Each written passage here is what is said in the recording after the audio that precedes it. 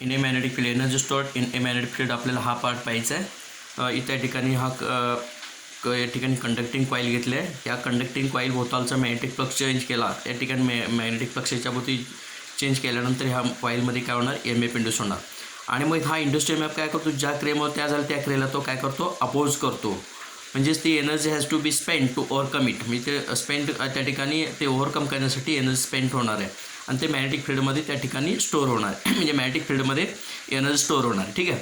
आता ठिकाणी induced EMF in the coil, ह्या कॉईलमध्ये इंड्यूस्ड EMFचा आपल्याला फॉर्म्युला आपल्याला माहिती आहे. Induced EMF is equal to -L/di/dt इतकं असणार आहे.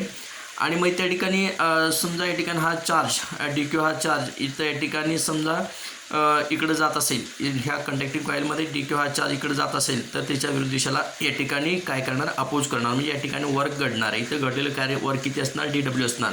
DWचा फॉर्म्युला काय, या ठिकाणी DW is equal to -E into DQ. म्हणजे काय, वर्क डनचा फॉर्म्युला काय, पोटेन्शियल इंटू चार्ज. हे वर्क डन, हे पोटेन्शियल आणि चार्ज. पोटेन्शियल किती आहे त्या इंड्यूस्ड EMF इतकं असणार, चार्ज किती आहे DQ इतकं असणार आहे.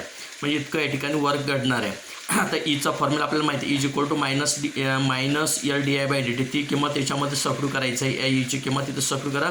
हे मायनस आहे तसं DW आहे तसंच या ठिकाणी -L/di/dt ही ईची किंमत, ही DQ आहे तसंच, हे मायनस प्लस होणार आहे.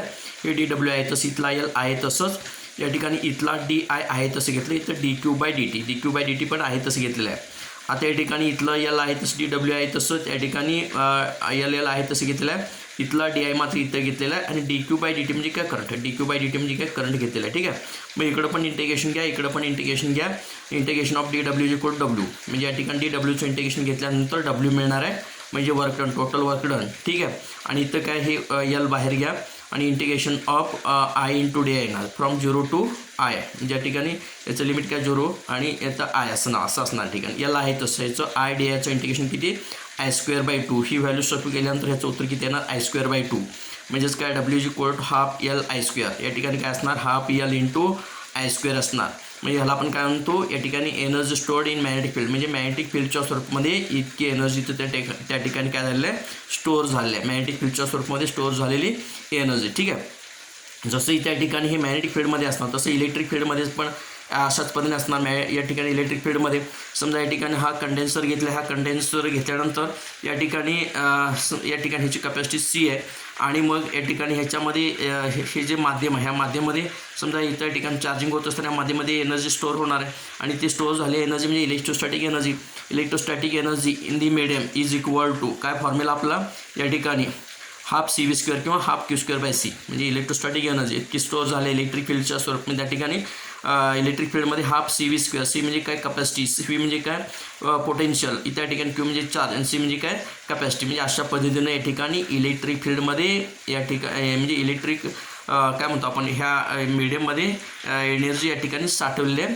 म्हणजे या ठिकाणी इतकी एनर्जी साठवली असणार आहे. आता या ठिकाणी इथं आपल्याला काय पाहायचं आहे, एनर्जी डेन्सिटी. म्हणजे हे दोन्ही कसं आहेत, ॲनालॉगस आहेत. त्या ठिकाणी दोन्ही कसं आहेत, हे मॅग्नेटिक फील्डमध्ये आणि हे काय, इलेक्ट्रिक फील्डमध्ये. ठीक आहे. आता परत इथं एनर्जी डेन्सिटी पाहिजे आहे. एनर्जी डेन्सिटी म्हणजे काय, इलेक्ट्रोस्टॅटिक एनर्जी पर युनिट व्हॉल्यूम. इलेक्ट्रोस्टॅटिक एनर्जी पर युनिट व्हॉल्यूम म्हणजेच काय, एनर्जी डेन्सिटी म्हणजे U∗C. इथं या ठिकाणी हा पुढच्या टॉपिकमध्ये हा पार्ट पाहणार. ½ ε0 इंटू स्क्वेअर. ε0 म्हणजे काय, परमिटिव्हिटी ऑफ फ्री स्पेस. आणि म्हणजे काय, इलेक्ट्रिक इंटेन्सिटी. ठीक आहे.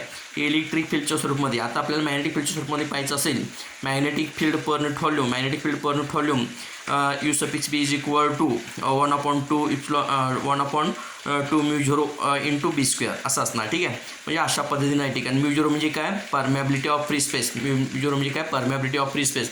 आता या ठिकाणी हे या ठिकाणी जे इंडक्टन्स आहे, हे समजा 3 इंडक्टर घेतले आपण, सिरीजमध्ये जोडले. 3 इंडक्टर सिरीजमध्ये जोडले तर इक्विव्हॅलंट इंडक्टन्स किती असणार, L is equal to L1 + L2 + L3. हे काय, सिरीजसाठी.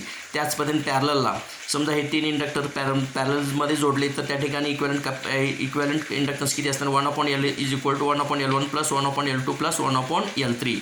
हे पॅरललला आणि हे सिरीजला. म्हणजे अशा पद्धतीने या ठिकाणी energy stored in A magnetic field हा आपण पार्ट पाहिलेला आहे. उर्वरित पार्ट पुढच्या व्हिडिओमध्ये आपण पाहणार आहोत.